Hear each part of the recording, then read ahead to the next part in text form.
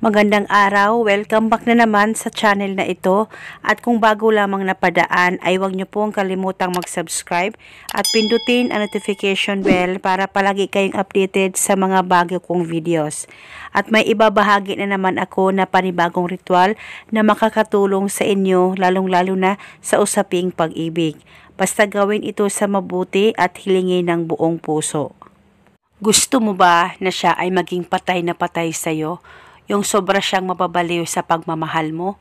Kaya kung gusto mo na siya ay mas lalong mai-inlove ng husto sa iyo, ay gawin itong ritual na ibabahagi ko sa inyo ngayon. Basta gawin ito na 100% ang paniniwala mo. Una, kumuha ka ng plastic, lagyan mo ito ng 1 kutsarang asukal at kalahating kutsarang asin. At pagkatapos, kumuha ka rin ng papel at panulat at isulat sa papel ang pangalan at apelido ng taong gusto mong gawa ng ritual ng 3 beses. At pagkatapos, i-roll o itupi mo itong papel, depende po sa inyo.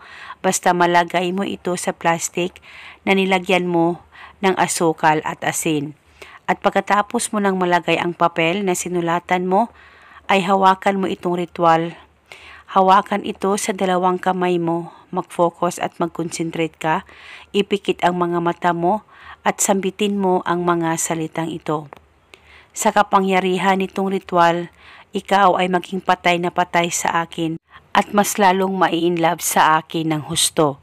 Sambitin mo lamang ito ng 3 beses at pagkatapos itago mo na itong ritual. Pwede ito dalhin kahit saan ka man magpunta.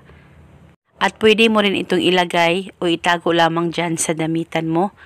At pwede ito bulungan paminsan-minsan kung may time po kayo.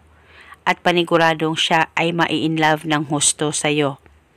At eto muna sa ngayon, sakaling kayo ay may katanungan, mag-comment lang po kayo sa baba. Thank you and God bless.